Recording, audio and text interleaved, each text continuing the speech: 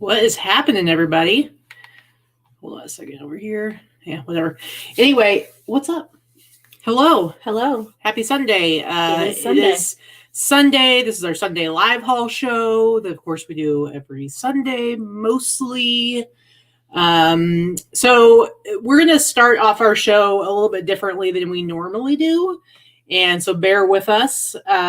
We woke up this morning and we had some very terrible news that a good friend of ours and a big member of the reseller, particularly the eBay community, had passed away this morning at 1 a.m., Jerry Pendleton. And a lot of you guys probably know him, especially if you have ever gone to eBay Open. They go every year, Jerry and his wife, Brenda. And so, yeah, it was really pretty terrible news. He's a big contributor to our Boss Facebook group and would always pop into our chat and talk in the chat here and there. Not as much the last year or so, but prior to that, yeah. Yeah. And so... he was a really big dude. If you knew Jerry, he was a real big dude, probably upwards of 500 pounds or so. And his heart was as big as he was. And... We're going to be really sad to not hang out with him. Him and his wife, Brenda, would come to Vegas pretty frequently, at least a couple of times a year on top of eBay Open. And they love to stay at the Silverton, which is one of our local hotels. And we would go and meet them and hang out and have some cocktails and such. Jerry was also a really big fan of our friend, Derek Yamamoto, Big Fish. It's true. And we got Derek to autograph a whole bunch of stuff and give it to, we gave it to Jerry a couple years ago. And that was a big highlight. He's a big fisherman. Pro bass fisherman. And Jerry happened to know who he was and was a big fan. So it blew his mind when he found out that we knew him. Because we just know him as Derek, our neighbor and our buddy, but he is pretty big in the bass fishing world. But we love Jerry, and anybody who's ever met him or known Jerry knows that he was the sweetest guy ever, always had good jokes, would always tease you, but always in a good-natured, nice way, not in a mean-spirited way ever. He called you Pink. He called me Pink. He was like everybody's big brother. That's kind of how Absolutely. So Brenda, if you're watching this, I'm sure you're not watching today, but if you come back and watch it, just know that we love you and we love Jerry. Absolutely. We're going to miss him a lot. So what I wanted to do, I was looking for some pictures of Jerry, and I found this video. So 2 years ago, back in 2018, it was in the spring, and we had met up with Jerry and Brenda. I think they were here for their anniversary, which is in the spring. And so we'd gone out for drinks with them. And the next day, they'd done some garage sailing around town. And he wanted to come and show off like some of the stuff that he got. And so we actually made a video. And, for reasons I'm not going to get into here, it doesn't really matter now. I wasn't able to post the video at the time. And then I thought that I had completely lost the video. I didn't think I had it anymore. And then this morning, I was looking for some pictures. I actually found this video. And so because it never had the opportunity to be put up on our channel, I thought it's not a very long video. It's like about a little over 6 minutes long. I thought it would be really nice to share that with you guys now. And I know I've shared a video one other time before, and I think I know how to do it. And I think you're going to be able to hear the sound. But please bear with us for a few minutes. If you want to see some video of Jerry, I know he would have gotten a kick out of this. Yes. He loved doing YouTube shows and I'm actually wearing my Charlie's Treasures t-shirt, which is his store. And Charlie was actually the name of their dog that they loved. And so that's why his store was named Charlie's Treasures. But I've got my t-shirt on, and I'm going to go Mine's ahead. a little too small. Sorry, guys. I couldn't wear it. It was obscene. So I'm actually going to go ahead and share this video. And I think I did it right to where the volume is. You guys should hear the volume from it. Let me know in the chat if you're not able to hear it. And if it's not coming through, then we won't play the whole thing. But like I said, it's like 6.5 minutes long. It's just a little outside our house. It's basically a Jerry's haul video where he shows us some cool stuff, drops some knowledge on us. And so I'm just happy that we're going to be able to share that now. So let me go ahead and share the screen here and go ahead and play this for you guys. Check. I haven't even seen this. I was there. I think I filmed it. Or you're in it. I filmed it. Here you go. Let's go. Gotta get it clean though.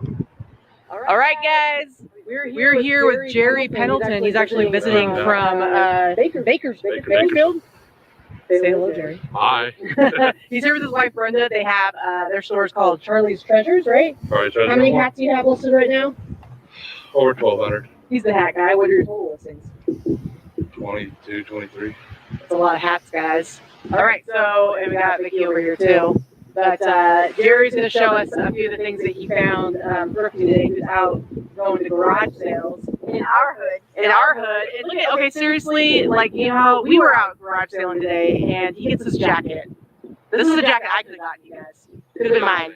Okay, so this is a Jordan, like Letterman's jacket, sort of, what do they call it, a varsity jacket. This is really cool. Hold on, look at it. It has all the championships. There's all the championships on it. I don't know if you guys can see this. And then it's like, oh, it's really cool. And like this side, it's got Japanese characters. But here's the thing. I don't know what this is. I was just showing Jerry this. Right here. Even on there. Oh, yeah, it says Flight. Very cool. It's all embroidered. This is a really cool jacket. So we were trying to figure out what it is, but why don't you open it up, Vikki? So just like on Nike shoes, there's actually a number that he should be able to look up. And it's right here. Let me get in close here. It's right here. It's that 266905-010. Now you should be able to look that number up, and you'll be able to find out like what that jacket is. It even has the shoes on there. Look at that. See the shoes on there? That's a really cool jacket. I know. I'm gonna take it to the dry cleaners and get it cleaned. You know. Very nice. Very nice. And it's a nice size too. Isn't it like 3XL or something? All right, Vicky's gonna look that up while we look at the rest of the stuff that you got. I didn't get a lot of clothes today, but. No. And so, other than hats, This is $5. for the weatherproof. It's another nice size one. Yeah, I got that. That's Not bad, it's guys. okay. You know, the clothes part was weak today, but you would have got that too. Oh, I would have definitely gotten that. What's, Yeah, what's the tag on it? That's Majestic. Okay, Majestic, yeah, I get 2X. Majestic stuff. 2X Nice. in the back, and then my pride and joy.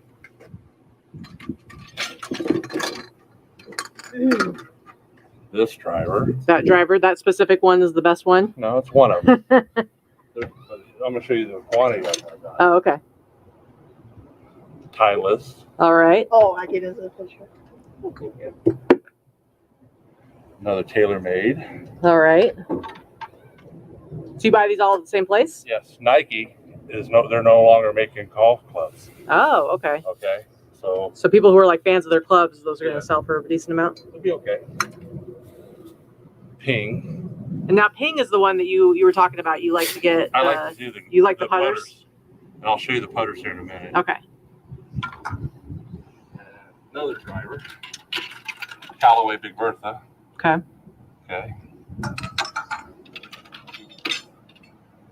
Cleveland. All another right. one.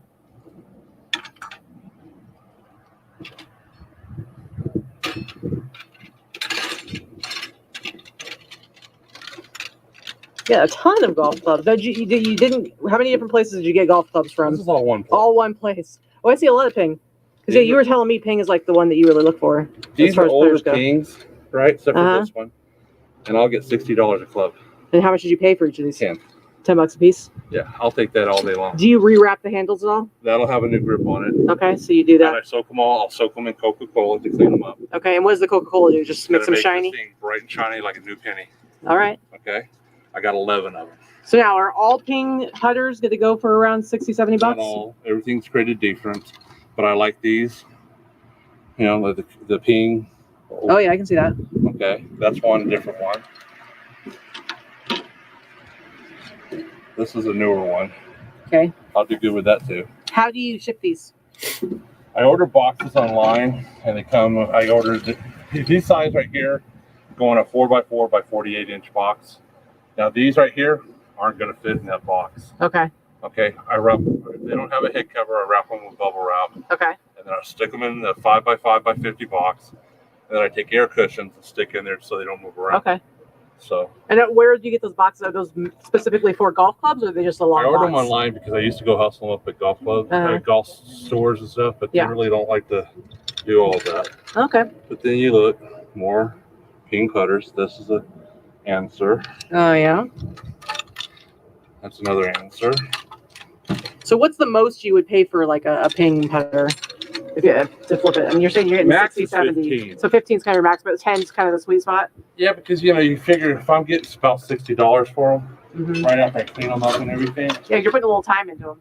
Yeah, I got to make something on that. Yeah. So, you know, you figure if it's going to, say if it's $10 shipping and they're going for about 60, and, you know, $10, so you still got that gross of $30, $40, you know, that gross, still profitable. Okay. But if you start cutting your profit down, you know. Yep. But that's all I got today.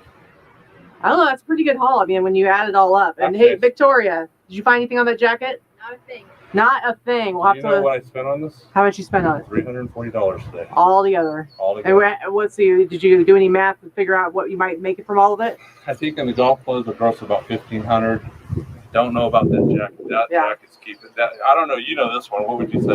I mean, that one you might be able to get $40 for it. $40 is $40. I got it for $5. Very good. Yep. You know, and it's easy to ship. It'll go in a flat rate mailer. Easy if someone wants it, you know, $30 maybe. I think. I mean, I don't know what this jacket is, but the fact that it's like a really nice, heavy. Well, it has the Jordan thing. And it's Jordan. I mean, I would think it would be at least a couple $100, but I'd have to look at it because it might, with all the Japanese stuff on it and all the embroidery, it might be a really special limited edition thing that could be worth a lot more. So who knows? Yeah, and you're right. You're right on that, and I agree with you on that. Yeah. That's why I said I'm going to ask Katy on that one. Katy knows everything about jackets. Or at least I can look it up. All right, cool. Thanks, Jerry, for showing us that stuff. No problem. Oh, by the way, thank you for the hats. You're welcome. Bye. All right. How you doing? Not going to talk right now. Okay, so since you can't talk right now, Jerry did want me to ask you something today. Have you pooped yet? Oh my God. Anyway, so that was Jerry Pendleton, and I'm glad I found that so that we could show it to you guys. Finally, he was all about hats and golf clubs, and he was poop jokes. And poop jokes, and he was a really fun guy to hang out with. And we're gonna miss him a lot. And I think that the world as a whole, and particularly the reselling eBay community, has lost a big part of us today. So. Anyway, all right, guys. Sorry to make things so sad starting out today, but we felt like that was really important that we acknowledge and remember our friend Jerry and Brenda. We love you. But moving on to our regular show, as usual, we break it up into 3 parts. We look at our gross numbers for the last week, look at everything that came in, what some of our costs were, cost of goods, shipping, fees, things like that. The middle of our show, we look at some sales highlights, some of the cool things that we sold over last week, which are few and far between this week. And then the last part is we do our actual haul, which I literally just realized I did not grab my stuff, but I have it in the other room. So I'm gonna already separated out. I'm going to have to like talk. And I'll go grab it when we're looking at your numbers. So it's totally okay. Anyway, so that's basically what the way our show's set up. So why don't we just go ahead and move on here and jump into our numbers for the week. Like I said, I was telling Vikki earlier, she's not so happy with her numbers this week. And I said, well, at least you can always count on the fact that even when you have a terrible week, mine's probably going to be worse. It's true. So I am a team player here. I like to do what I can to make sure that she feels better. Thank you for letting me feel superior. But this last week, eBay, eBay started out pretty strong for me this week. When you have some really crappy 7-day totals, and then you start having some really good days and you see that 7-day total go up and up and up. And then you see that there's going to be a 0 sales day or a very low sales day dropping off. And you're like, oh yeah, I'm going to have a really good day. I'm going to make up for that. It really matters. But that's what I had going on. And then all of a sudden I had 2 0 sales days in a row and it all just went away. So I thought I was going to be able to finish the week out at 2,000 for eBay. And then no, it didn't happen. It did not happen. No. So I'm going to go ahead and share the screen again. Let me get our numbers pulled up here. And oof. Yeah. See, how dare you? She's so rude, you guys. She really is. Okay, so here is my week ending yesterday. So this is from the 24th, last Sunday, through today, or through yesterday, sorry. So I had 18 eBay orders, 9 Etsy orders. Actually, that's 0 Instagram orders. I forgot to put a 0 in there. 4 Grailed and Mercari. So actually, it's the total should be 31 total outgoing orders. eBay, yikes. You think that number looks bad. And again, guys, like we always say, this is all relative. Everybody's a seller at a different level. For me, this is very low. And I will tell you today, as of right now, my last 7 days on eBay is under 1,000. So I'm at like 900 something, but $1,214.74. My Etsy, I actually had a decent week on Etsy with the 9 orders at $858. Again, nothing on Instagram. And then grilled and Mercari together. I think I had one of those is a Mercari sale and 3 are grilled, $229. So my total gross sales, $2,301.74. Now, like last year this time, a $2,000 gross sales week, I would have been totally happy with. I've added some different platforms, and so I've kind of come to the point where I like to be able to hit 3,000. But again, all that matters is like where you're at in your business. Shipping, $202.60. You can see the breakdown of all my different fees there. Total costs, $451.60. And then on top of that, $365 for my cost of goods, otherwise known as COGS. And so my net total sales, $1,485.14, which, you know, isn't... Your ASP is still good. Yeah, my ASP is great. My ASP, $71.93. My goal is always to hit 70 or above, so I did that with this one. My net average sale price, $46.41. You know, actually, my net is fine. The thing is, I did a big buy at yesterday's Fits this week and spent just over $1,000. So then it's like, there goes a big chunk of my net sales. And that doesn't even account for all the overhead costs, which there are plenty of those as well. And then it's the first of the month and your landlady was like, my landlady named Victoria, never Vikki, Victoria, who needs to be taken seriously, demanded that I pay the rent and my bills. And so, yeah, so it's been a like little money in, a lot of money out kind of week. But yeah, so it's fine. It's all right. So let's go ahead. I'm going to pass it on over to Vikki, and I'm going to go grab my haul stuff. All right. But by the way, Vicki's numbers look terrible too. Just not as bad as mine. They are. They're pretty bad. So it was a big drop. I mean, I'm down $2,000 plus from last week. So 41 eBay orders, 3 on Etsy, 9 on Poshmark. My Etsy has gone to sleep. January 1st, Etsy died, and I think it needs life support. I don't know what's happening, but it's pretty rough. My Etsy is like real bad. Anyway, so Poshmark, I had 9 orders. Between Mercari and Facebook Marketplace, I had 8. Facebook Marketplace and Poshmark are doing better than Etsy for me individually, which is weird. So a total of 61 outgoing orders. My eBay gross sales, $1,792. Etsy, $164. What? Etsy, I do about between $2,000 and $2,500 a month on Etsy. That's my Etsy. And last week wasn't much better. Right. So you should be able to at least get like 500. Yeah, no, that's shit right there. Poshmark, $378. Nah, that's pretty shitty too. Mercari, $143, $190 on Facebook Marketplace. My total sales, $26.67. Not a terrible week overall. Believe me, I'm not really complaining. I kind of am, but I'm not really complaining. The reality is that with the addition of Facebook Marketplace and Posh actually taking off for me, my numbers should be at least $1,000 more than that per week. So shipping, $297. I did have some international sales, but I didn't have anything big and bulky this week, so that's pretty good. eBay fees, Etsy fees, Poshmark fees, Mercari fees. My cost of goods was fairly low. My net sales, $1,820. Because my costs were not that high, $1,820 is not too bad for a total net. Now, here's where my issue is with this is my, what are you doing there? My gross ASP is only $43, almost $44. It's terrible. Ouch. Terrible. I have been at $65 now consistently for at least the last 8 or 9 months. So $44 is pretty low. And my net ASP is pretty low as well. So not a great week. Hero to zero, I'll tell you, because last week it was almost $5,000 week. And this week is a $2,600 week. Yeah. I don't even remember the last time you were under $2,000 in eBay sales in a week.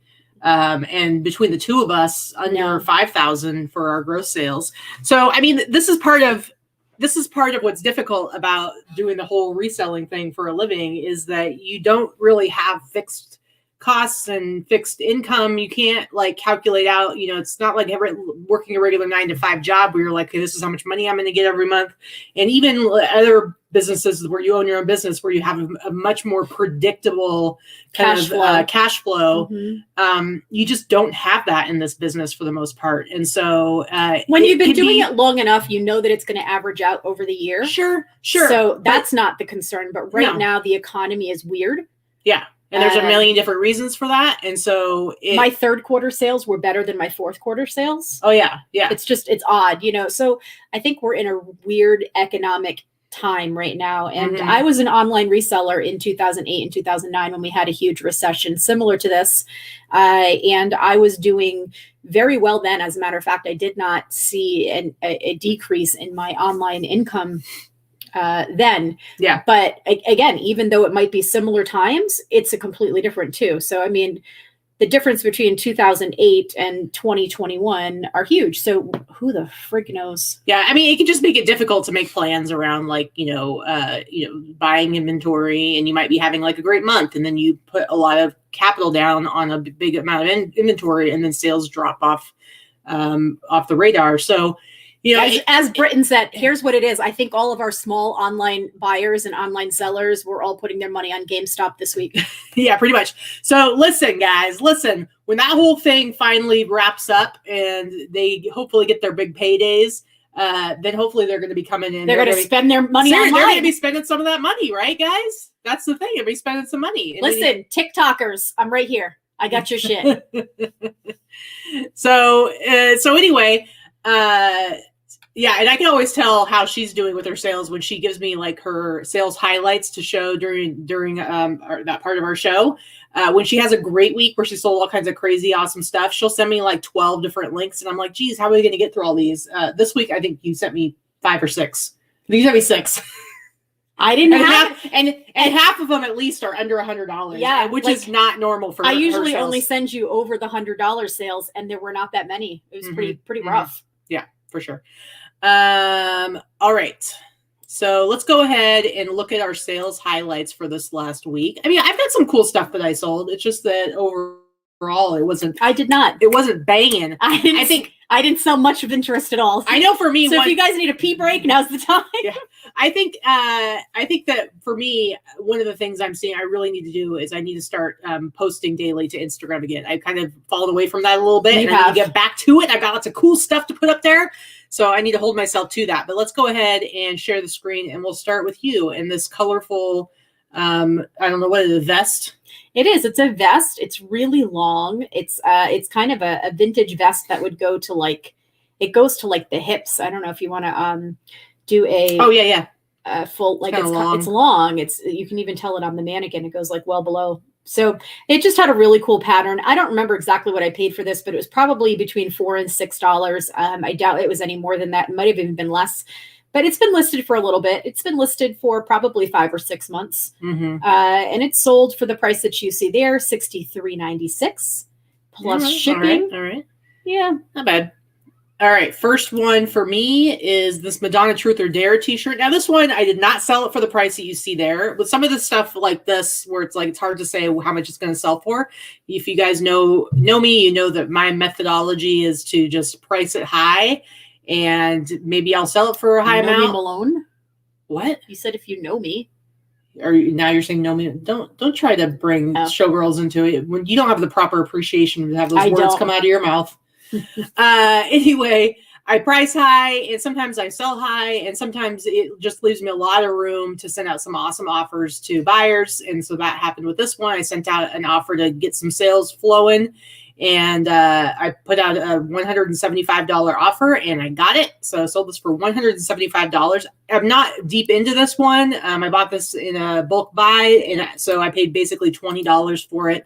So $20, had it for a few months, and turned around and sold it for $175. So I think that's pretty good. You know, it's a cool shirt. It's not crazy rare. If you go look on eBay, there are probably several of these listed. So I'm okay with going with $175. So I'm not mad about it. That's all I gotta say. Not mad about it. Nope. Oh, So this was one that actually sold on Facebook Marketplace. But again, Facebook Marketplace, once you have the sale, it's really hard to get a screenshot of the item itself. So it actually sold for more money on Facebook Marketplace, and their fees are only 5%. And the buyer paid for the full shipping amount. It's supposed to have a bottle. It's for the thumb. That face is like, whatever. It sucked my soul out. Anyway, this is one of those heavy dolls. It's weighted with beads, so it feels like a real baby. Like if you're holding this doll, it feels like a baby. Anyway, it sold for $80 on Facebook Marketplace, and buyer paid shipping, 5% selling fee there.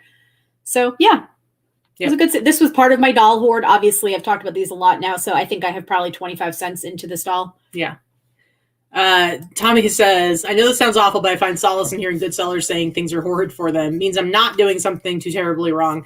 You know what? That's part of why we try to be super transparent, and we think that it does you guys a disservice if every week we were just like, look how awesome oh my God, look we're at this. great, and this is how much money we're making, and the world is fantastic. No, sometimes it fucking sucks.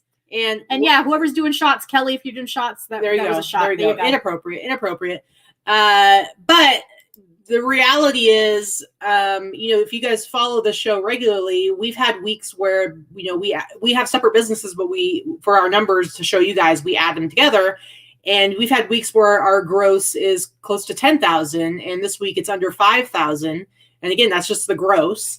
So it fluctuates all over. So we try to be transparent, and we want you guys to know that, like, hey, sometimes it's like, ooh, it sucks for us too. And especially for me when, I net $1,400 and my output this week has been well over 3,000 between bills and inventory and different things. So yeah, some weeks some weeks reseller life is rough. Yeah, and that's the reality. We're not going to blow smoke up your butt and tell you it's great when it's not. Oh, now you're saying butt? I know. Now I say butt after I just dropped it a full on F-bomb. Anyway, so that just shows Listen, I can't cuss that much. Exactly. That just shows you, like, how much you got to really be take everything with a grain of salt that anybody on YouTube or Instagram or wherever, any numbers they're throwing out or piles of packages go. Like I said, this week, my net, quote unquote, net is $1,400, but I spent I've put out like over $3,000. So you just never know what the full picture is. And so the best thing to do is compare yourself against yourself. Look at other people for inspiration. Look at other people for motivation and for tips and ways to be a better seller in a positive way. But ultimately, just compare yourself to yourself and look at, like, okay, what do I need to change? Where do I want to grow? What do I want to become? That kind of thing. Does that negate the demonetization? Yeah, Cheryl, it doesn't demonetize us, but if it did, we might lose our whole $3 from this one show. There's a guy who goes and he watches it and he's like, oh, she just said the F word. And then he's like, oh, she said butt, so it's okay. Yep.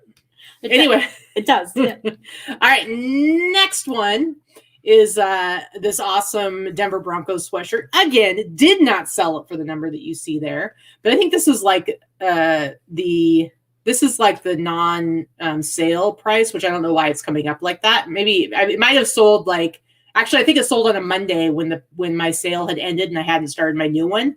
So it says $350. It was on sale for $250 because I do a 30% off sale. So it was at $250. And it's funny because I had gotten a message from somebody on Mercari, I think another seller or maybe just a collector on Mercari, and it was when I had just listed it. So it was up for like $250. And he was like, is this really worth this much? Because I have a 49ers one, but I didn't realize it was worth this much. And I basically said to him, I said, well, it's worth as much as somebody's willing to pay me. I go, but I do feel like I'm going to be able to get $200 for it. And, that was like a few weeks ago. And basically I think either I sent an offer or somebody sent me an offer, but I sold it for $200. So I sold it for exactly the amount I had told this guy that I thought I could sell it for. And I paid $25. I was actually surprised when Jesse told me I could have it for $25. I was like, oh yeah. Because I think it's a super awesome sweatshirt. I don't care about football, but I love vintage streetwear and I love the graphics on some of the vintage sports stuff, t-shirts and sweatshirts. So this one I thought was super cool, and I was really happy to sell it for $200 when I paid $25. So a lot of that's just putting yourself out there. Oh, Liz, I always send Liz my sales when it's anything out of Colorado, because I sell a lot of stuff from Colorado, and I'm trying to entice her into actually doing more thrifting, but you know, she never listens to me. She likes that RA. She's got she's got some pretty sweet RA deals going on. It just shows the difference between sellers, because Liz does not have time to thrift. I would hate to sell the stuff she sells, and I know she would hate to sell the stuff I sell. So it all balances out. And hello, Cheryl's husband. Go ahead, Cheryl. Hi. Let loose with a bunch of F-bombs. Honestly, Yeah, it's just words. Swearing is liberating. They're just words. Yep. Oh, I see. Jen says, Katie, I did your bleach wash thing on one of my 96 Looney Tunes t-shirts. It's perfect. Thank you. Yeah, it doesn't always get everything out, but man, it can be pretty miraculous. And I'm like, I don't know why I was doing all these mixtures and treatments and stuff when if it's white. You just needed some straight ass bleach. Just if it's white, just dump that bleach in there and let it go. And don't worry about the graphics because it will not bleach them. Anyway, super glad to hear that. Liz, we call the lazy hustler. She says, I love thrifting. I just love RA too. I don't have time for both. Honestly, RA is better for the lazy hustler because you're able to get it all so much in quantity using multiples. Sometimes you can stock photos depending on where you're listing. So I totally get why RA makes sense for people. It just bores the shit out of me. I did it a little bit when I first started selling, but can't do it. All right. What's going on with this jacket? So I just wanted to talk about this. So I've talked about this a few times, that Nautica in general is kind of like Tommy Hilfiger. It's not as popular as it was a year ago, especially not as popular as it was 2 or 3 years ago when this stuff was selling great. This I would have gotten $200 to $300 for, 3 years ago. Right. But right now, I was pretty happy to get $86 for it. Seriously, that's impressive. I'm shocked. I've actually sent offers out on this for as low as $40 because I know that it's not worth crap anymore. But somebody bought it for $86 the other day, and I was thrilled to get rid of it. I can't remember what I paid for it. I'm pretty sure I bought it fairly recently, like within the last 6 months, I say fairly recently, but I only got it because it was really cheap. It was like $4 or $5 or something like that. Otherwise, I would not have bothered. I would walk right by that if that were $10 right now. Yep, pretty much. So I just wanted to highlight it. It was a pretty decent sale, and I didn't have a lot of good sales this week. But I'm going to say, if you come across something like this, this is not worth the money it was a year ago. This is where you have to be on top of trends and things that change. If you find this now, if you can't get this for less than $5, walk away from it. Yeah, it's going to sit forever. For a long time. It's going to sit forever, and you're maybe going to get $35 or $40. Yep. Good call. All right, next one is this Pennzoil racing jacket. Now, I think that's pretty cool. So I feel like this jacket might have come in one of those List Perfectly. I think you got it from List Perfectly, but I think it came in one of the boxes that we got. So they had sent us some inventory before we basically cleared out their entire inventory. But I think this is one of them because I remember us going through them and me insisting that I wanted this jacket, and apparently I was correct. Yeah, Katy did fight for a few pieces. There were a few pieces. This is probably one of them. For the most part, I haven't been focused on jackets as much lately, but I still love me some vintage, these old racing windbreaker jackets. So this is from the 1987 Indy 500. What was really funny about this jacket is I got a notification. I don't sell very much on Mercari.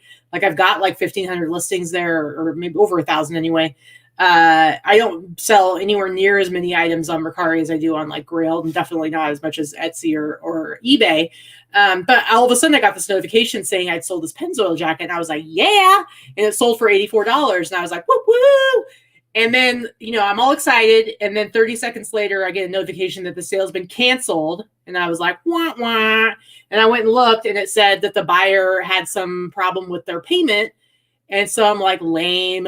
It's usually because their credit card is expired that they have on file. Right. Most of the time they fix it. But then, like 5 minutes later, I get a notification that the same jacket sold on Etsy.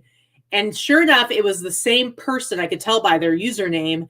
It was the same person. Weird. So they bought it for $84 on Mercari. Their payment didn't go through. Then they came over to Etsy and they bought it. But there they paid, they actually paid up a little bit for it compared to, not by a ton, but hold on, I'll show you my flippertools.com. Whoops. What happened? What happened? Okay. So it was actually 10% off of this. So it was $90. So they had paid $84. So they paid $6 more. They paid $6 more, but not just that. They paid $6 more, but also Etsy fees are like between their fees and their processing fees, 8.5% versus Mercari used to be a 10% flat fee and they added 3% on top of that. So it's actually 13%. So I went from having to pay 13% fees to only 8.5% fees and got more for the purchase.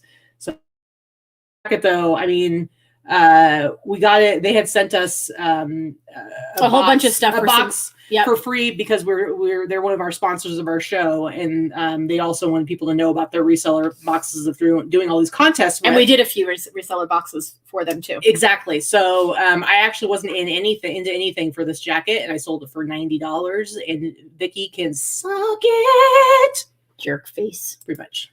All right, next. So this one I think you picked up for me. Probably at yesterday's fits. Yep.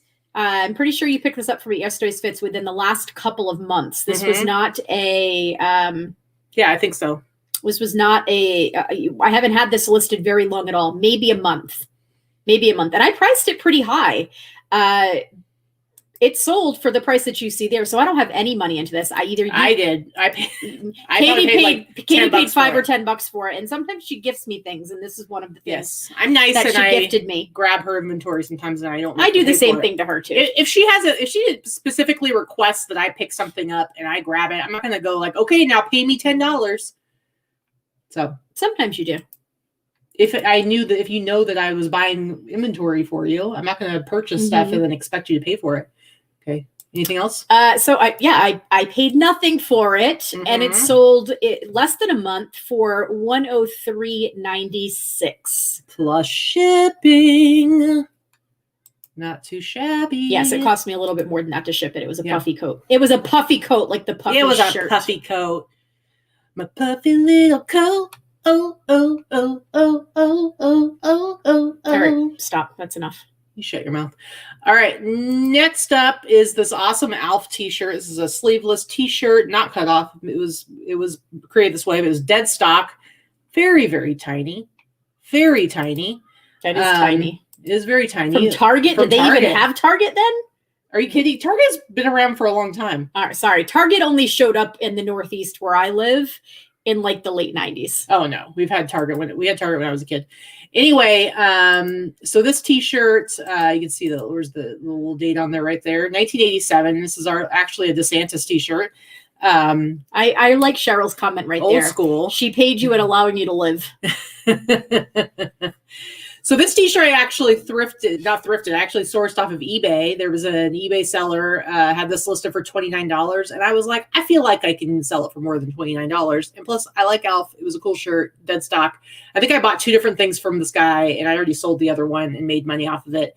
But I've had this for a few months and somebody contacted me on Etsy and they were like, hey, I like this shirt. Price is a little high. I think I had it priced at like $140, like $139.99. And he was like, would you take $80? And so I responded and I said, I would be happy to take $100. And he said, sold. So this actually sold for $100. Well, you'll see. Said. I know, but you'll see. So when that happens, I have to go and adjust the price so that it works right with 10% off. So it sold for $100. I paid $29, sold it for $100. And it's just a really cool shirt. So again, guys, we talk about sizes and stuff like that. Yes, bigger sizes probably sell faster, but you can still make money on these smaller sizes. And this thing is tiny and sleeveless. Ooh, what's going on here? So I did show you guys with the all the doll clothes and the dolls, this big hoard that I purchased. There were dozens and dozens and dozens of doll clothes, but also dozens of actual baby clothes. Now, this is one of the types of clothes, clothing dresses that would have been either worn by a little girl, like a pageant dress. It's very fancy pageant dress, lots of layers and poofy skirt, or it would have been worn by someone would put it on a doll. Women that collect dolls or men that collect dolls like to dress the dolls up. So I bought this cute little toddler mannequin. I call it a babykin. It's a little babykin, and it's perfect for these dresses because they're not the type of dresses that photograph well laying flat. because you've got to be able to see the little poof that's going on. Mhm. It has a little round tummy. It's actually a really cute mannequin. Dana thinks it's creepy. I think it's adorable. I paid like $40 for the mannequin, but I've listed, I think 50 different dresses so far, and I have a few more to go. So it will probably, and then I'll just sell the mannequin because I don't intend to purchase kids clothing on the frequent. So this sold within hours of me listing it. And this is one of the ones that it's one of those things, like, I don't know if I sold it too low because it's a specialty dress. It's not something that I could comp, but these really poofy, ruffly dresses. Again, I maybe have 10 cents invested in this. This one sold very quickly. And then a woman contacted me later that night and offered to buy it for $300 if I canceled this sale and sold it to her instead. I did not do it. Not to say that I wasn't tempted, but because I had just recently done that with that vintage Hawaiian sports coat, I wasn't willing to do this again 1 month later. Mhm. This wasn't one that I was able to comp again because of it's not comped by the brand name. It's more like by style. So yeah, maybe I should have priced it higher. I guess I could have gotten $300 Do you for price it. your other ones higher? I don't have any others that are this nice. Okay. This one happened to have, and I think it might be because it's a little bit of a bigger size. Most of the ones that I have are newborn size or like 3 to 6 months. It is not Gunny Sacks, Sarah Lee, not even close, but it is vintage. It's probably from the early 80s. Might be as late 80s as more recent as late 80s, but it's one of those skirts that has like a bunch of ruffles underneath, and it's just real. It's cute. It's cute. I get it. Elba, you should go ahead and sell that because unless you're passing it down to your daughter, because how much could you have sold it for? You said list it for $300 if it's the same one, girl. List it for $300, and I would think mint green would be even more. That's a peach, so it was like a faded peach color. Yeah. Mint green's even cuter. Yeah, so very cool.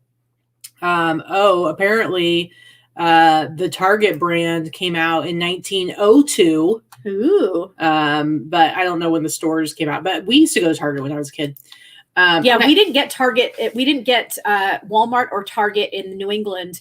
The first Walmart to hit New England was 1993 because I helped open it. I worked there as a senior in high school, the very first one. And then Target came after Walmart. So mid to late 90s in Rhode Island anyway. We never had any of those stores. And here's Elba flexing over here. She has several, and they have panties to match. Yeah, I've got a bunch of them that have the ruffle butt panties too. Those are real cute. Yeah, you should definitely sell those unless you're keeping them for nostalgic reasons. Get them listed. But I mean, what are you gonna do with them? You gonna take them out every once in a while? Maybe she'll have a grandchild. Are kids still wearing them now? You dress little. If I had a little girl. Still, my little girl's 28. If I had a little girl, I would dress her in stuff like this. Yeah. Yes. Yeah. All right. She's like selling. Yep. Go dig those suckers out. There you go. Okay. So next one for me is this Rose Holman soccer. So it's interesting when you find like these sweatshirts from colleges and stuff, and they're ones that like you've never heard of. So this is, or at least I've never heard of Rose Holman, the Fightin' Engineers. It's like I think it's like an engineering school. It's like a tech school.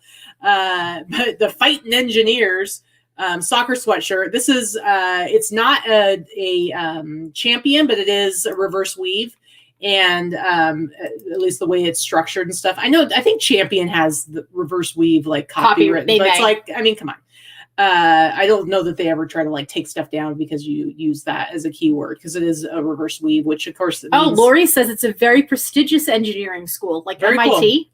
Yeah, no, I think it's super awesome. It's just I've never heard of it because engineering's never been on my radar. Because you're not an engineer. But anyway, so the reverse weave, just for anyone who doesn't know, you can see in this picture right here, this is a vertical weave. You can see how the lines run vertically. And then right here, they run horizontally. It strengthens these sweatshirts. So they're usually pretty heavy duty and like. They last forever. Think about the Champion sweatshirts that you wanted in the 80s and 90s if you didn't own any. I always wanted them and they were too expensive and my mother was too cheap. And they shrink less. They keep their shape. They hold their shape better. So all that stuff. They wear really well. They last forever. Yeah, for sure. Okay, Shelly David gave us a $5 super chat and says, thank you for all your help. Thank you, Shelly. Congratulations. Actually, Shelly just made the leap into using List Perfectly in the last couple of days. And she got the hang of finally cross-posting to Etsy, brand new Etsy seller, and had her first Etsy sale yesterday. Oh, that's right. But that's like with only like 5 listings on there. So that just tells you, I will tell you, Shelly, be prepared to be patient because Etsy generally takes longer to get going. So I think it's super awesome. And it's actually quite surprising that you already had a sale with only like 5 listings on there. But what I found with Etsy, it's probably my favorite platform. I still make more on eBay, but I think Etsy's my favorite platform. You don't get returns on Etsy. It took longer for me to get activity going there. You know, and that's just because you have less eyes on it. But if you have the right kind of inventory, you're going to find that you do really well on Etsy. So just stay patient with it and stick with it, and you'll do awesome. It's definitely I love Etsy. You don't have the asshole customers on Etsy that you have on Posh or eBay. You don't get returns, or I don't anyway. I've gotten maybe 2 returns out of 700 sales on Etsy. So I will say that if you have the right products, Etsy is a great platform. Yeah. So thank you again, Shelly. We really appreciate it. So Tommy says I keep passing on shirts like that. I don't know why, but I always think they're high school sweatshirts. Tommy, I would buy this. First of all, I did not know. I had no idea. I didn't look it up. I didn't know if it was for sure a university. I didn't know anything about it. I just saw Rose Holman soccer. It very well could have been a high school sweatshirt. I didn't know that. I buy them anyway. It's a really nice quality sweatshirt that's vintage, and people will buy it. And it probably will go a little bit faster if it's university level. But I sell high school stuff too. If it's a good quality sweatshirt, like Megan says, you know, she loves the vintage crew necks, which a lot of people call them. They're just really well made, and it's so true. And so to me, I will buy these all the time, and particularly when I find one like this that's got the reverse weave. But anyway, I'll go ahead and show you what I got. I believe I paid like $20 for this. So let's see what it sold for on Etsy. The sale had not gone into effect, guys. So I sold it for the price you see there. I sold it for $100. So again, I paid like $20 for it. Sold That's it crazy. For $100. And I probably would have passed it because, like Tommy, I think, high school. I don't recognize that. That's not a team or a sport or a college that I recognize. I'm leaving it behind. But somebody's going to like it. And even if they don't go, they've never heard of the school. Well, now I'm going to buy you all of them. If they're a soccer player, it's a really high quality sweatshirt. And so, I mean, it sold within, I think I had it listed for maybe a week, if that. Sold for $100. And again, I paid like $20 for it. Just a great flip. And I always do well on sweatshirts like this. So quit passing them up, you guys. I know. If you can get them for, I bought it for 20. I don't know what your threshold is, but if you can get these for $10 or less, you should never be passing them up. Okay, Mom. I'm telling you. All right. Next. This was probably my best Posh sale this week. I did post about this on Instagram again, so I hate when I repeat this, but sorry if you follow me on Instagram as well. I just wanted to say that you can still sell boring, basic, slightly dated. This is from the 90s, early 90s. This is St. John. I sold it for the price you see there of $85. This is a short-sleeved 3-piece sweater suit that, look, I mean, let's be real, that's pretty dated. A lot of St. John stuff is very classic. This particular one does not appear to be classic to me. I look at this and it screams 80s and 90s, and not in a good way. But 80s and 90s librarian. 80s, 90s, and business, but not in a good way. Like it just does. But even still, this still sold for $85. I had about $15 invested in it. I had purchased a big lot of vintage St. John from someone. And if I spread it out, it was probably $15 was my cost. I'm perfectly happy taking $85 on this. And they've already left me 5-star feedback. They think it's fantastic. So whatever. Nice work. Yeah. All right. Anything else? Nope. All right. Next up, and then real quick, Liz wants to know if I'm putting any of this on Depop. Here's the thing about Depop. I definitely would like to be selling on Depop. I know for what I sell, vintage streetwear stuff, Depop is a great platform, and a lot of the resellers who specialize in the same stuff I do Depop.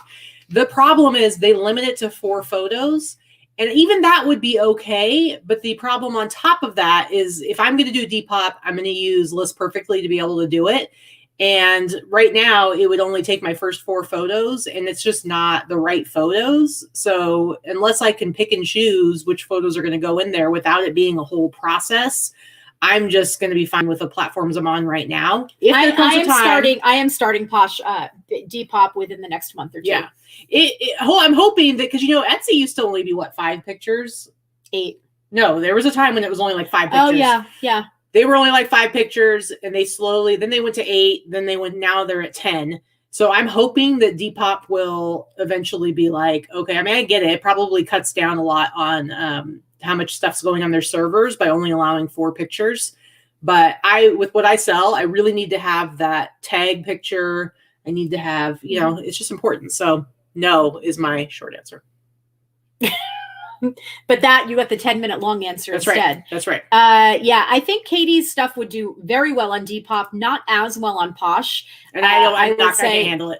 Poshmark, because I am primarily a vintage seller, I can say that Poshmark would not be a good platform for Katy that is only vintage, because she's not going to be willing to discount her stuff as much as I do to move it on Poshmark. I don't think it would be worth the time. Depop, I think, good for you. Yeah. But not going to happen until they expand their photos. Okay, so my last thing we have here, and then we'll go to our haul, is this Northwestern sweatshirt, Rose Bowl sweatshirt. This is another reverse weave one, also not a champion. So is it Soft or Softy, whatever that brand was in the last one? Softy, and then this is Rugged Sweats, which is a brand I think I've seen this tag a couple of times. I know JanSport does a reverse weave sometimes. I have a JanSport reverse weave for sale. And but of course Champion's the main one that does it. But this one, again, I think I paid like $20 for it. And again, you can see right here, this one even has like a little hole in the sleeve. This is the cuff right here. Look at that hole, guys. Look at that hole. And but you can see here's the reverse weave. See the lines are going up and down, and then the lines here are going side to side. So yeah, this one's got some condition issues. You can see like a little separation right there in the seam. But let's see how much I was able to sell it for. Again, I paid like $20 for this. And what did I sell it for? I did not have this one on sale yet because it just got listed in the last week or so. So it sold for $99.99. I sold it for $100, paid like $20 for it. It's got a separation in the seam. It's got a big old hole in one of the cuffs, and it's still sold for $100. So guys, hammering on you like about this. There's money to be made with these university sweatshirts, these school sweatshirts. I think you need to be using the title crew neck. Well, the word crew neck in your title. I put crew. I don't always, and sometimes I put crew neck if it fits, but I put sweatshirt crew. I get what you're saying, because there are people who say crew neck instead of sweatshirt. The only reason I don't is because I know that on eBay in the item specifics, crew neck is used. So if someone searches using the word crew neck instead of sweatshirt, it'll show up in the search.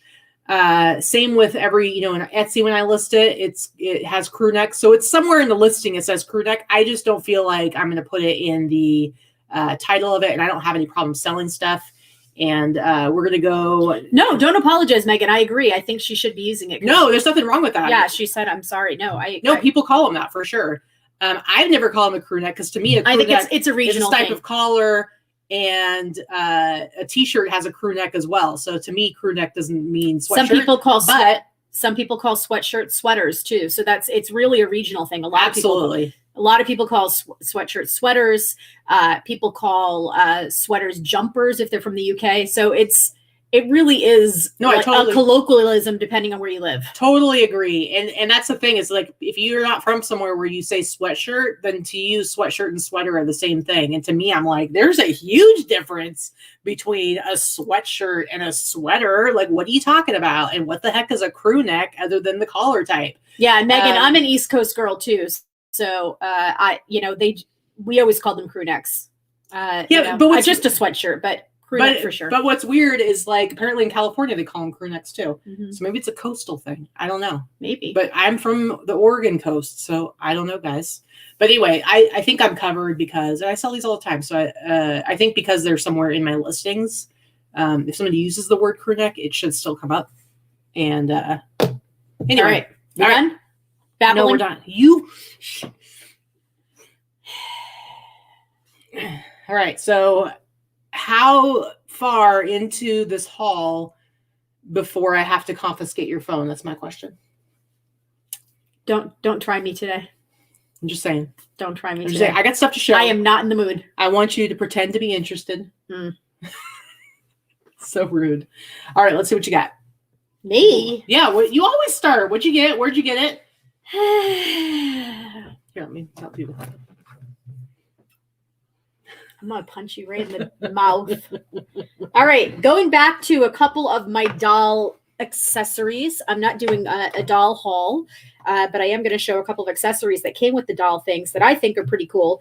Not huge money makers, but there. And again, I don't even know at this point. I think it's probably 10 cents each into everything that I bought out of there. But one of the things that I found is a vintage. This is probably 40s-ish, a vintage muff. So you'd put your hands in it. This could be for a little girl. This could be for a little girl. It's a little too small for a woman. This could be for a little girl or for a bigger doll, but it's this nicely silk lined hand warmer that somebody hand crocheted, which I think is it's really pretty. This looks like something my grandfather would have made. And my grandfather started crocheting when he was he was a merchant marine, and he started crocheting during World War II. And that's what he would make things like this. So this actually looks like something he would have made. Maybe it's from the 50s, 40s, 50s. Are you going to wash your muff before you sell it? What? Are you serious? I swear to God, between you, Sandra, and Allison, shut your mouths. All three of you, shut your mouths. Continue. I was just trying to ask a serious reseller question. So you guys, whatever. Shut up.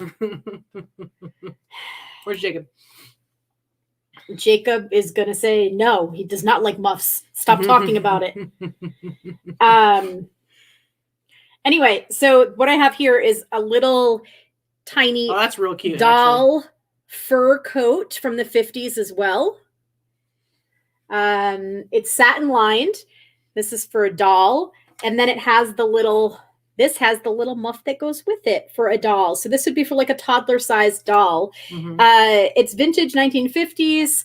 It's folded pretty neatly. There's no damage. It's in really good shape. I think so the first one I showed you, I'll probably list for like $40 or so. I think I'm going to list this for like 50 or $60. Yeah. I think it's pretty cool. Oh, it comes with its own little muff box. I like it.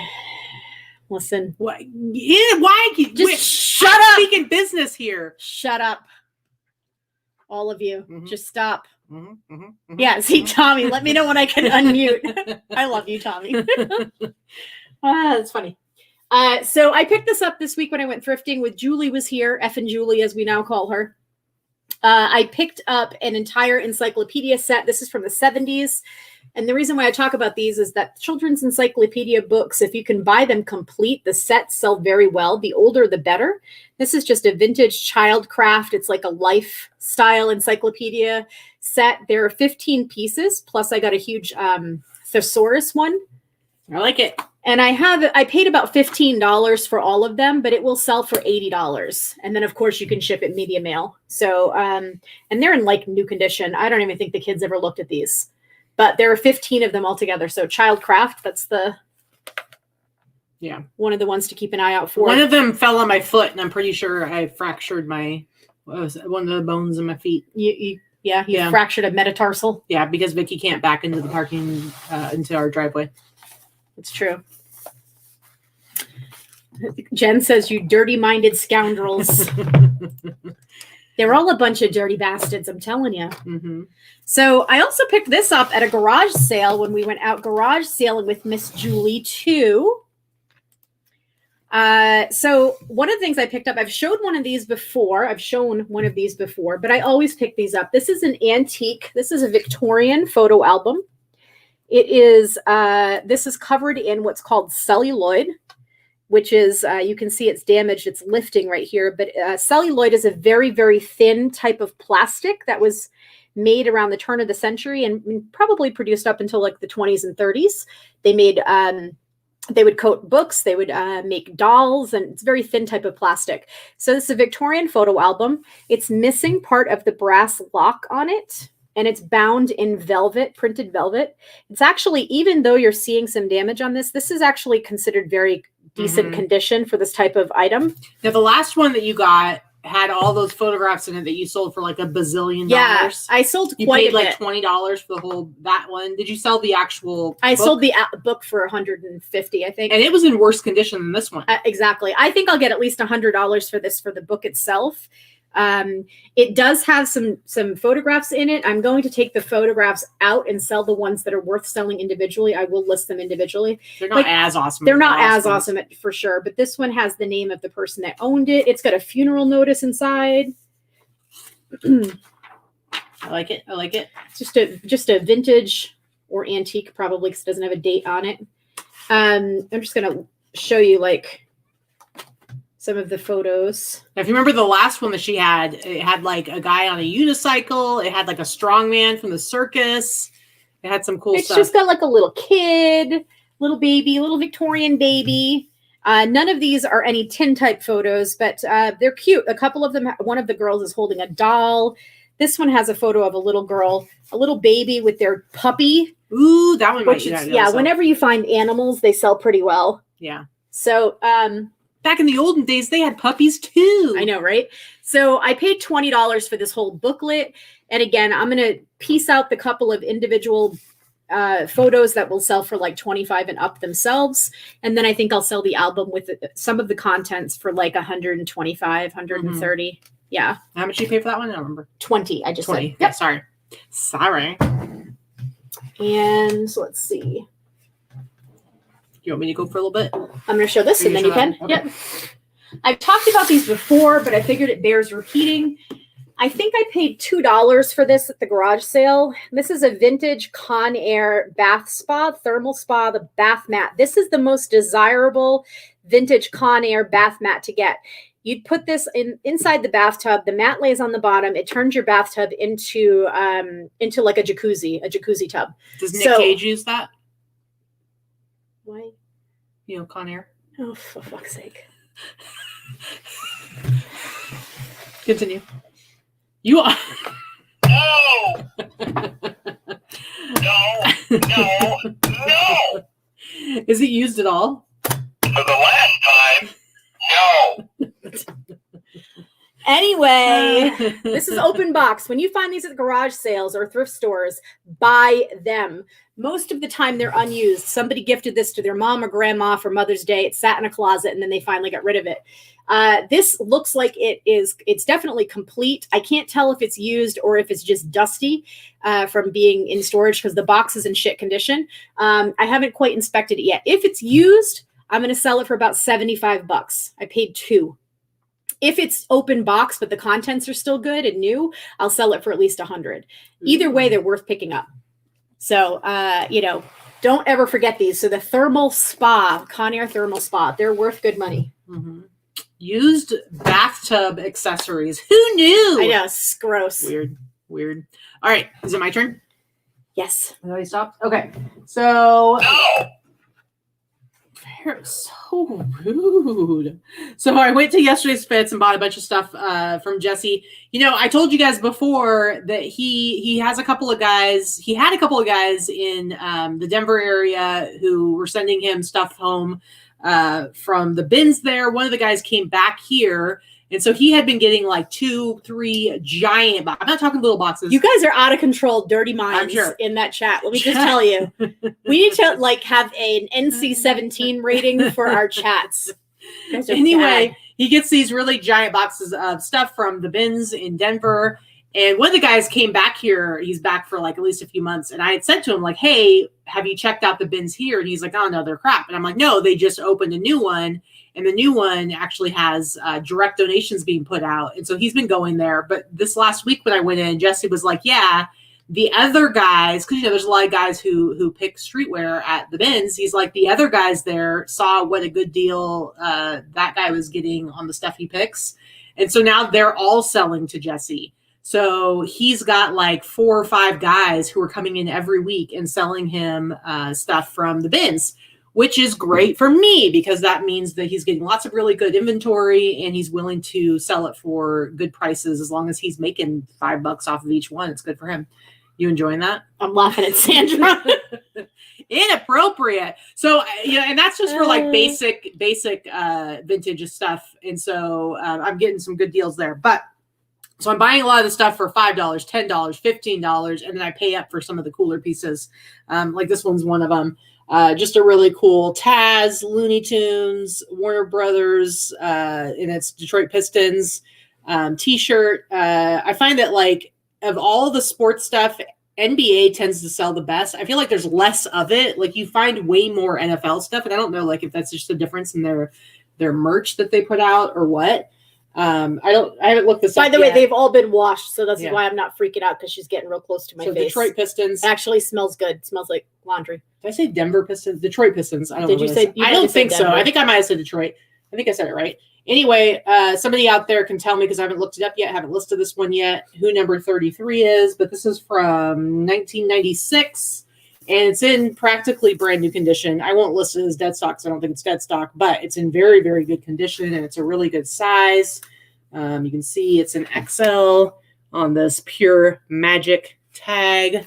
I will probably list this for like $70. Mother Deal says Bubbles and Muffs. Look, if you're from New England, as she is, we have all heard of. There is a resort type of hotel that was advertised extensively in the 80s and 90s called Cuddles and Bubbles, which was a weekend getaway resort. That All right. basically the only people that ever went to Cuddles and Bubbles were people that were having affairs. It was pretty well known. It was a swingers hotel too. Anyway, that's what made me think of. She said Bubbles and Muffs. I think of Cuddles and Bubbles. All right, I got this. I got a lot of Oliver Prince stuff. Oliver Prince. And someday my Oliver Prince will come. Oliver Prince will come. Yeah. So this is the Colorado Rockies. So I'm sure this is one of the things that came from the Denver bins. They must have some really good stuff there. But it's in great condition. It's probably like a medium, but it's really great coloring. And you can see it says, the tag says America's Favorites. I don't know the history of America's Favorites, but I do know that America's Favorites is the same brand that's on some of the Magic Johnson tees. It'll say America's Favorites, and then underneath say Magic Johnson tees. So I don't know if it's the same company or if like that company started Magic Johnson tees as an like a subset. But anyway, he does a lot of cool all over print t-shirts, and I have a couple more later that I'll be showing you. But this one, I think I paid like $25-$30 for. I'll list it for maybe $100 with the plan to get hopefully like $70 for it. Next up, I got this White Zombie t-shirt. Really, really awesome graphic on the front, nice and big, colorful, pops against the black there. And That's a pretty cool graphic. It is. And then and then it says White Zombie on the back 6 times. It looks really cool. This is from, let's see, the copyright on it is from 1995. As you can see right there. That's a good size and it's super crispy. Yeah. What do you Super have that crispy. listed for? This I have not listed yet, but and then it's actually on a White Zombie tag. There's other ones listed. There's other ones out there for like some are as high as like $200, $250. Some are down to $150. I think I paid like $80 for this. I definitely paid up for it. But minimum I can get $150, but I'll probably try to get like $200. It's a really nice big size. Cool. I don't know. shirt. Jen says she needs that zombie t-shirt. Yeah. She'll give you a better deal. Well, not too much better. I paid up for it, woman. I know, but if you're saying you're hoping to get $150 for it, you'll sell it for No, I less said than I'm that. hoping to get $200 for it, is what I said. Okay. But yes, I would sell it for $150 to somebody in our chat. This I thought was really cool. I love this kind of stuff. I think, last week I sold that Blizzard t-shirt and I was talking about the Spring Break Quake t-shirt that I had. Jen wants to know what size that shirt is, by the way, before you It's an go too extra far. large. I Extra believe. large. It was pretty roomy. Well, I think it's actually a slim extra large, but it's an extra large. It would fit my boobs. So That's saying something. And so anyway, so this is a practically dead stock pullover hoodie from 1989. This says on it, it's a San Francisco Quake. You can see the little graphic there. Seismograph. Well, that's on the back. Oh. And you can see right here, and this is from October 17th, 1989 at 5:04 p.m. It was a 7.1 That was the really big one. earthquake in That San was the big one Francisco. where the bridge Yeah. collapsed and stuff. That was big. Yeah. And this is just a really cool pullover hoodie.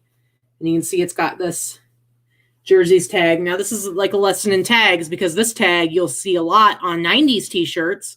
But now we know it was on stuff from in the 80s as well. At least the late 80s. And so that's how you over time kind of learn your tags. You can always look up online looking at the history of tags. And usually you can get an idea of decades. But this is how along the way you can kind of learn when stuff was used, when tags were used. So, all right. Next up is this really I know cool casual vibe says for those nostalgic for tragedies. I know. It's weird. It's weird, but people do like that stuff. For not everybody. I mean, like we were talking about last week, there was a huge earthquake that happened when I was a kid in the early 90s, and my mom had got me the t-shirt, and I'm sure for some people they probably had some significant damage. I don't know that anyone died in that one, but people died in the California one. Right. Actually, there might have been like a couple, but would have been like a handful. But for me, like, I mean, I would get that t-shirt to have it again just because I remember it so well, and it just reminds me. It's just kind of a weird thing, but people do buy that stuff. So this is another Denver Broncos. This is a really cool Looney Tunes, Warner Brothers. It's got Taz. It's got Sylvester the Cat. It's got Bugs Bunny. It's got a real angry Tweety Bird right there who's going to like kick your ass. Angry Tweety? Yeah. See, he is mad. There. He's real mad. He's mad. Tough. He's real tough. It's kind of a smaller size, but a really cool graphic. I'll probably put this up. I'll probably try to sell this for like $100. You don't really see this one a lot, so...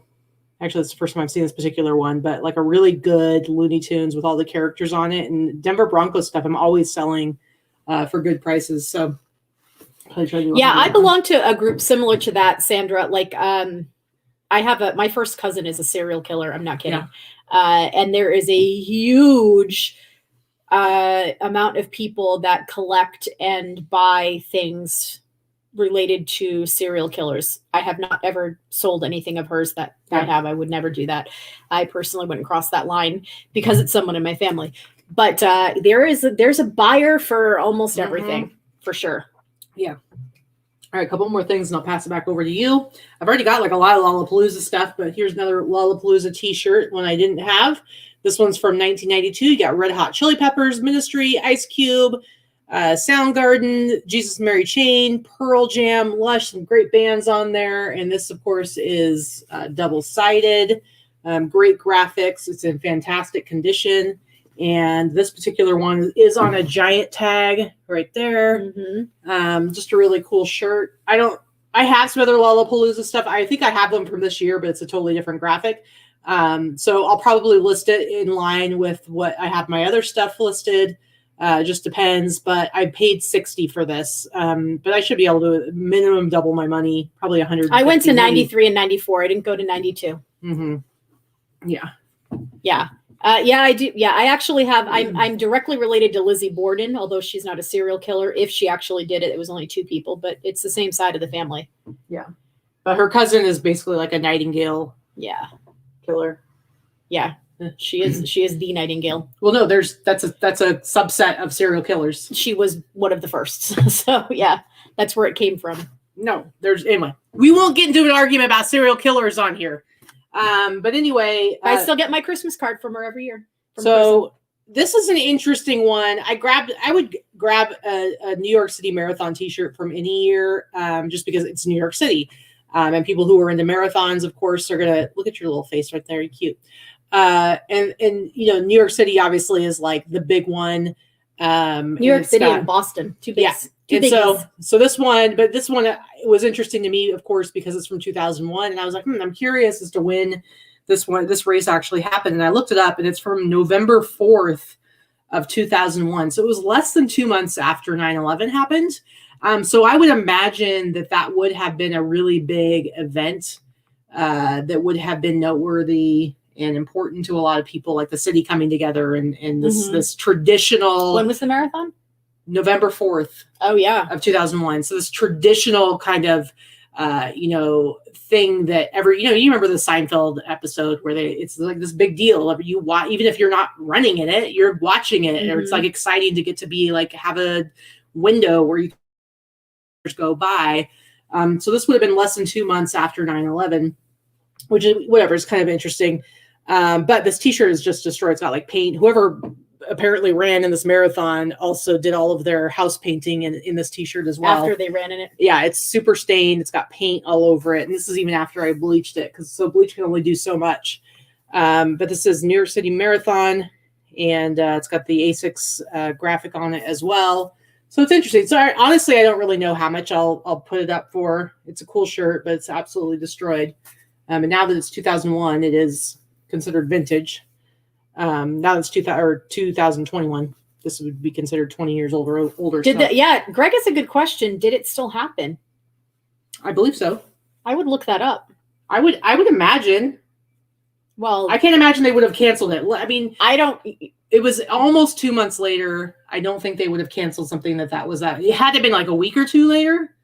Maybe so. I will look. They might have canceled it. That was a lot of all right, Megan, you baby. Shush. Shush your mouth.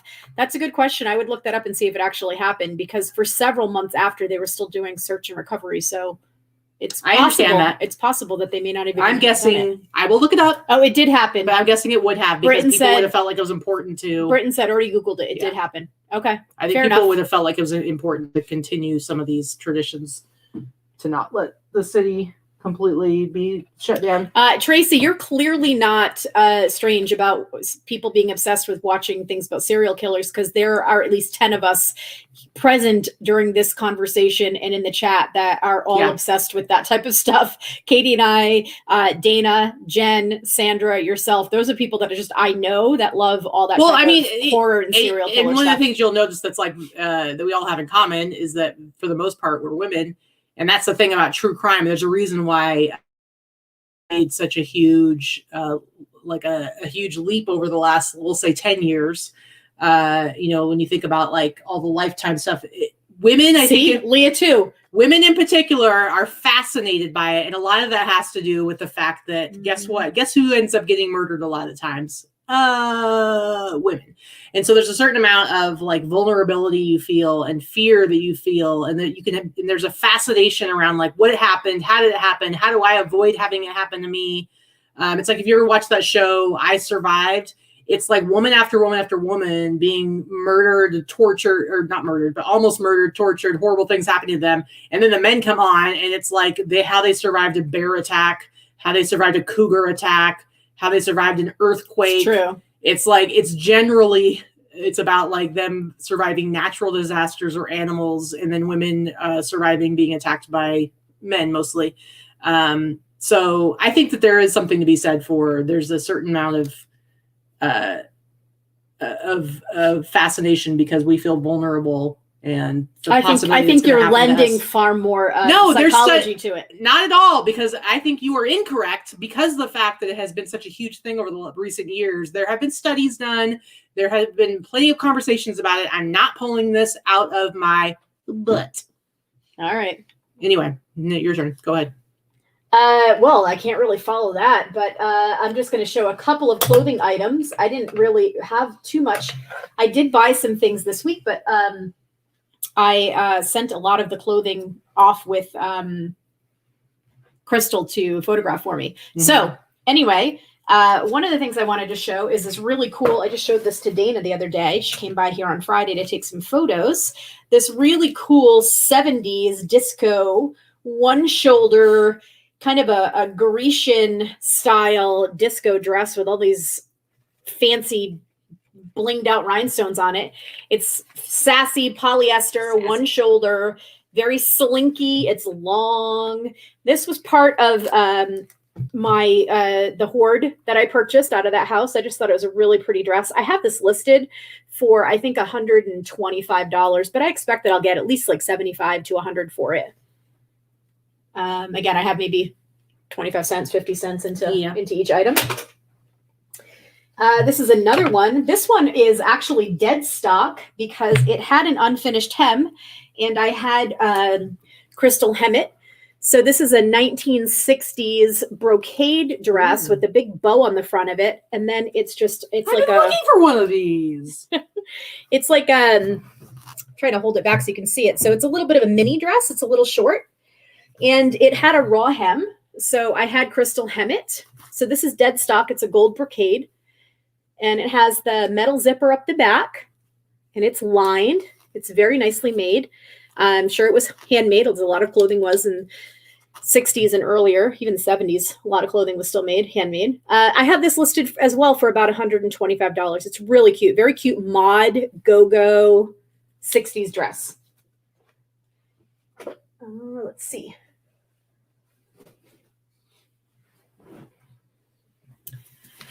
Another item from the Hoarder House is this big wool. Now what you're seeing there is in the red, that's tape. That's red tape to show any flaws. This is a big wool wrap skirt with that rickrack. It's very 70s. And it wraps with a big yarn. Did I show this already? I'm having a flashback that I might have shown this one a few weeks ago. It's possible. Big wrap around the waist. And it's like a maxi skirt. It's definitely very hippie boho, but it's wool. And there are a few holes in it. I'm still selling it. I did price it for a little bit less because it has some holes in it, but the holes don't go all the way through. And once this is on and someone is wearing a pair of like dark tights or something under it, you won't see them. So I still sold it, or still selling it. I still listed it. Again, came from that same house. It's a very 70s boho kind of hippie feel to it. I think I have it listed for about $60. If it didn't have the holes, I would have listed it for more. Now this dress has some damage as well. Again, this hasn't stopped me from listing these items. I've just stated what is wrong with them. Sometimes when your vintage is, if it's a good piece, people that really like vintage tend to know how to sew, and they will repair things. So this is, Katie could help me here a little bit. This is a 1940s dress. It's kind of like what I would call a day dress. It has quite a lot of damage on it. It has some holes. You know, when you're just out for a daily stroll in the cemetery. It's a pretty dark goth looking dress. Yeah. And that's part of why I listed it. It's again, it's nicely made. It was probably handmade. Most clothing was then, but it's 1940s. And it's in kind of a lightweight crepey fabric with some edging, some ribbon edging on the arms and the bottom. It does have a couple of holes. Again, this is one that I would sell for, I put in the title that I'd sell it for study or for repair, because people will take these old dresses, they'll deconstruct them, and they'll create patterns out of them to create new pieces. Some people will buy it and fix it and wear it as is, but a lot of times people will buy them to recreate them.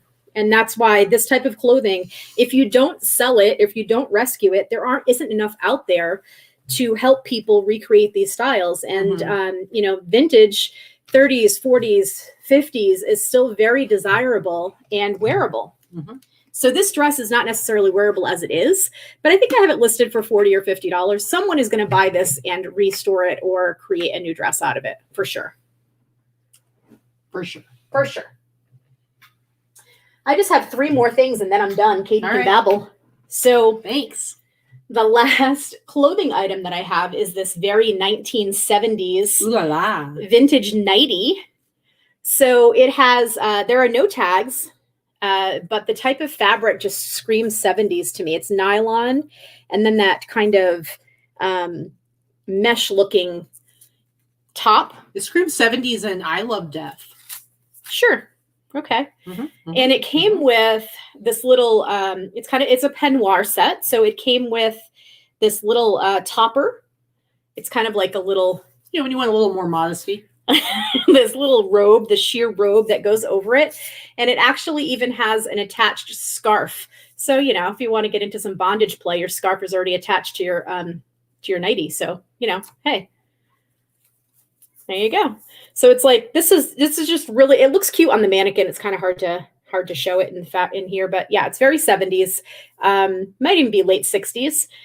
No tags, but I have that listed, I think somewhere around $100. Fancy. It's pretty. Fancy. All right, you need this stuff? Yeah. Ring, ring, ring, ring, ring. You can hold it up. Picked this up at an estate sale last week that we all went to, and this I paid $20 for. It is a vintage remote control Harley Davidson. It has the remote, it has the battery, it has the power pack. I don't know if it works. It looks like it does. I will check it out. If it doesn't work, the battery and the power pack sell for about $40 anyway. So I will double my money even if that doesn't work. Yeah. But if it does work, I'm going to sell it for about $100 plus shipping. Yeah. So Well, it that had like a $25. It had like a piece of tape on it that said $25 on it. But then you had a bunch of other stuff from that estate sale. Hold on, I know the answer. She had a bunch of other stuff from that estate sale that wasn't priced, and the lady just kind of looked at it and said, "Meh, $40." Mm-hmm. So yeah, it was a crazy deal. Cheryl got excited that I might have hard goods. What? Because I'm picking up your crap. She's picking it up because she can reach it better. I'm kind of boxed in this little area where I sit. I have a wall right to the left. And she of has me. very weak arms. I can't reach stuff behind me. I can't get up and move. So when I come With up your here to weak do the arms. show, shut your mouth. When I come up here to do the show, I'm completely boxed in where Katy actually has some motion. So this I actually paid $15 for. This is a vintage dot matrix printer. It's a pretty large size, as you can see. It's new in the box, and a lot of people that do tattoo work will use these types of dot matrix printers to print out patterns and to print out on the tattoo machines. It's not a thermal machine, but a lot of people that do tattoos will use dot matrix printers, and as well as people in general that like to collect vintage and use vintage office wear and things like that. So I paid $15 for that. I think I can get about $150 for it. That model is not as popular, but I think I can get that for it. I'll hold out for it. In the box? I will ship it in the box that it's in. Yeah, it's covered. Yeah. It's covered in styrofoam. All right, cool. So it's very easily, that's something I'm not going to try to cover up or rebox. I'm going to put it right in the listing. We'll ship in its own box, and I'm going to slap a label right on the outside of it. Nice. So Sassy. All right, you ready for me now? yeah, that's it. That's it. That's all I got. That's all she's got. All right, let's see. Let's skip that one. All right, this one, because I've got some people who watch who are not in the Boss Facebook group or on the Facebooks. I already listed this yesterday because You I only posted that on your personal page. You didn't post that in the group. Untrue. You are Okay. incorrect. I posted it in both places. Anyway, this t-shirt, the tag, this is a Hanes tag. This is more likely to be 80s, but could be early 90s as well, based on this tag. It's got some wear. You can see the hole right there. But it's nice and soft material. But it's got this graphic on the front. Let go. It's got this graphic on the front, and I don't know what it's from. It looks like it could be manga, Dungeons and Dragons, an old role-playing game. It's got an R on there. You can see. I've had people, say, it's like a lizard folk guy in the back there. The little girl looks like she's potentially an elf. I searched all kinds of stuff. I got lots of potential answers, but nothing definitive. At this point, I went ahead and listed it for like $200 and just used a bunch of keywords: manga, role-playing, comic book, graphic novel, elf quest, all kinds of stuff, Dungeons and Dragons. Everything you've checked has not been it yet. Pretty much. Well, you never know. It could just be an artist's rendition of that particular thing. So if anyone out there potentially knows exactly what this is, please leave a comment, not in the chat, but down below after the show. Put it in the comments so that maybe it'll help me. But I went ahead and listed it high because it's freaking cool. Anyway, Greg DuPaget-Piquer gave us a $9.99 super chat and said, "Did I miss the decision on which an extra show will be added? You did, I but we'll vote tell you. for AMA No Pants Friday After Dark." We decided, we got a lot of the answers were for both shows, and so we decided we're going to alternate. We just had a Boss Up and List show on Wednesday, this last Wednesday. So that means this next Friday, we will do a Friday After Dark, No Pants Friday After Dark that evening. And then the week after that, we should go back to a Wednesday show. I will say our Wednesday show had less than 200 views. So clearly it's a very popular show. But yeah, so we're basically going to be alternating, and we'll just see how that goes for a while. But yeah. Yeah, so we will, our Friday After Dark show, I think we're going to try to be doing them at 6 o'clock our time so that our East Coast people are not, it's not super late for them. And we can also get it done early enough. So we're going to aim for 6 o'clock. That way 9 o'clock is not too late for our East Coast friends. I'm all good with that. But just so you guys know, that decision we made was Vikki made it in her own head and just announced it to me and you with us. Well, kind of like I just announced we were bringing back a second show pretty much each week. So she's like, this is all me. We're doing this. Because I love you. Yeah, because she's an asshole. All right, so this shirt, totally worn and faded and destroyed. But I mean, come on, it says bitchin'. Is it really? Bitchin' International. That's Bitchin' great. International, which I can't find anything else with that. But it's like trademarked and everything. But Bitchin' International volleyball. It's got the super little bitchin'. Bitchin', brah. This is super faded. That's funny. It's all worn. You can see like the separation in the collar where it's all worn out. But look, even the tag is bitchin', yo. That's funny. It isn't bitchin' BITCHEN. No. I'm correct sometimes. You say Not that. this time. You say that like you know for sure. Somebody look up BITCHEN for me. Someone look that it up. It would be IN. See, look how Dana put it. Bitchin'. Okay, I get that, but I'm asking, but it's not, it's a word. It's not bitching said shortly. It's a word, bitchin'. That's bitchin'. It's an adjective, BITCHEN. Someone look it up for me because I don't think I'm wrong. I think that or it could be used both ways, but I do not think I am categorically wrong. You never think you're wrong. But okay, but to be fair, neither do you, okay? Neither do you. And I'm going to shorten that up. I'm not going to use any names right now, but I'm going to shorten it up and say Vikki is a bitch. Not going to use any Just names. saying. Just saying. Just saying. Anyway, cool shirt. I have no idea what we'll list this for. It's bitchin'. Probably $1 bazillion. She is right. What does that even mean? We're both she's. Kimothy, come on. See? She's got me right there. Bitchin'. Yeah. Sometimes I know some things. And so you can say, well, it's done both ways. But your answer was, nope, you're wrong.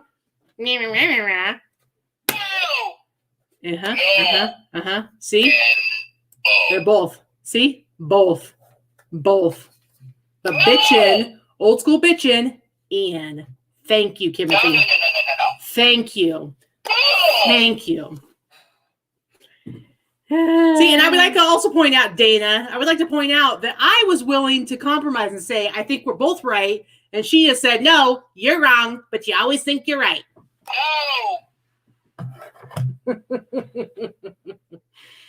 Okay.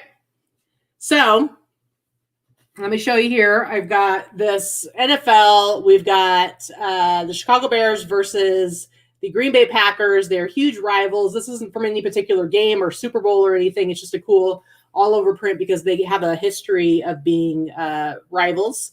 And so just a really cool shirt. There's other ones out there. So I priced mine up. I want to sell mine for like 100, hopefully. But there are other ones out there. So we'll see. I think the other one that's available right now has like some major staining on it. So I'm like, meh, whatever. I can do better. But just a really cool shirt. Okay, I'm down to my last 4, but they're all really cool ones. So this one is this Van Halen shirt. I paid $120 for this shirt. I'm not gonna lie, but I will sell it for, I'm gonna say $250 as well. No. Let me see it. Just gonna take that away. So I want to sell this for at least $250. But this is an exclusive Van Halen t-shirt. Sunday, September 8th. Very cool shirt.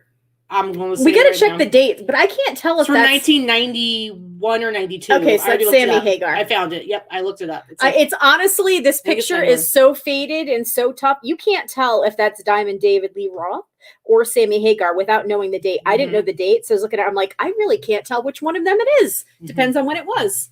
I would like to point out, I threw that left-handed, and it went straight into this narrow box that we have out in the hallway. So I'm pretty awesome. Anyway, this was like that Ridiculous. I got some other shirts like this, but it was an exclusive shirt that Right, Dana? It totally looks like them both. yeah. It was so ambiguous, that photo. I couldn't tell. And then now that she told me the date, now This I know is it's from the For Unlawful Carnal Knowledge tour. yeah. So I know it's Sammy Hagar now by the date, but honestly, looking at that, it could have gone either way. Yeah.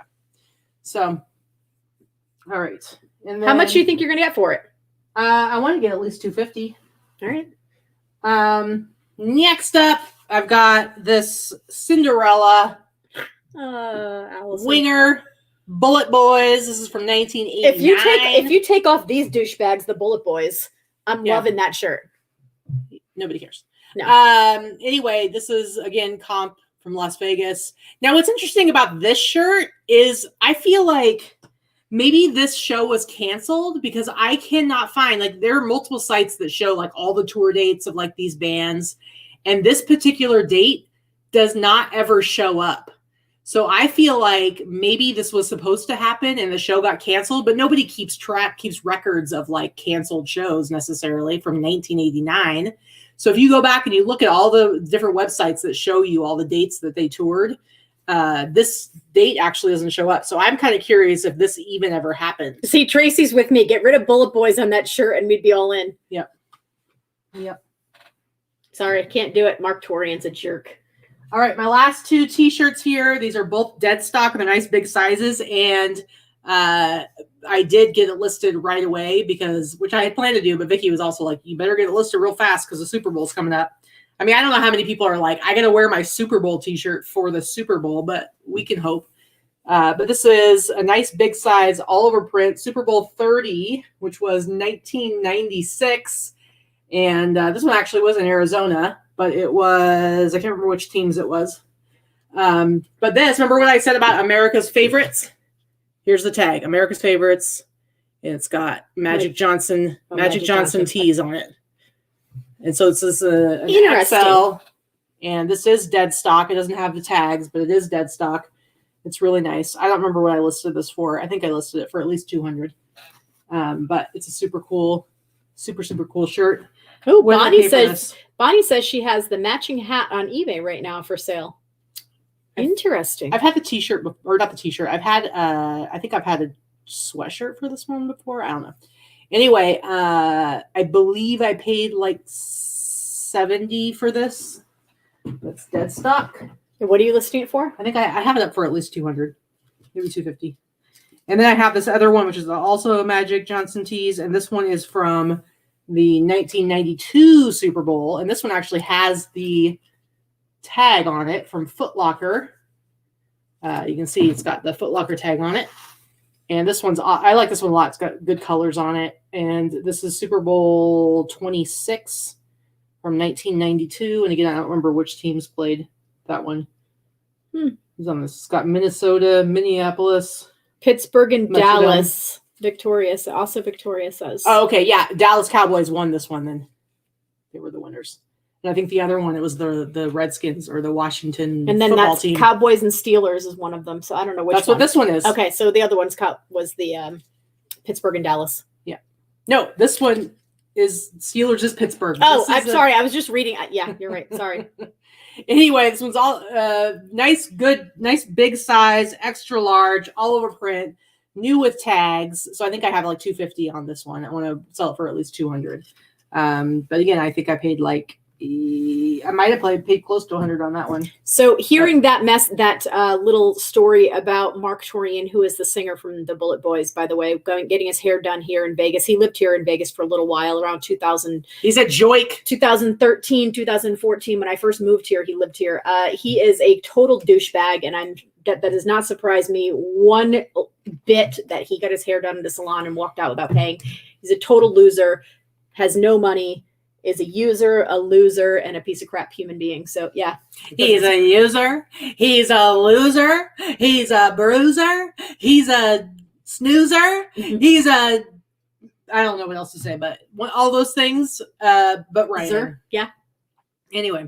All right. So that is everything I have to show for this week. I thought we were going to be done pretty early because we didn't have a ton of things to show, but as usual, we cannot possibly finish a show Well, in less than an hour. To be and 40 fair, minutes. we spent the first 10 minutes talking about our friend Jerry, who just passed away today. And so we will wrap the show up by saying that, if you didn't catch the beginning of the show, please, once we get done here, go back to the very beginning, because we actually show like a 6.5 minute video that's never before been seen that we did with Jerry a couple of years ago. He was a big part of the reseller community, particularly eBay. And if you went to eBay Open, then you had to have met him at some point. Super awesome guy. We love him and miss him a lot already. And so that was at the beginning of the show. Do you have anything else to say before I actually wrap up? Here's your one chance, or I will be forced to hurt you. Nothing? You don't want me to go through a whole? No. Okay. Anyway, guys, thank you. No, you shut your mouth. Thank you so much for joining us. We really appreciate it. We will see you on Friday. So if you're in the Boss Facebook group, at some point in the next couple of days, I will put up the post and the link for that show, so you can get prepared, get yourself some snicky snacks, get yourself some beverages. Bring a cocktail. We will do that show at 6 o'clock Pacific Standard Time, 9 o'clock Eastern Time. And yeah, people on the West Coast get to start boozing earlier than the people on the East Coast. But whatever. We're gonna get some more work done today, though. Yeah. And then I later got on some stuff tonight, to do. I'm gonna make some meatloaf. How do you feel about that? I'm very excited. And I'm gonna use the air fryer, and I'm gonna make some sweet potato fries. How do you feel about that? Pretty good. All right. That's all I have to say. See you guys later. Get some work done. Okay. Bye. Love you. Bye.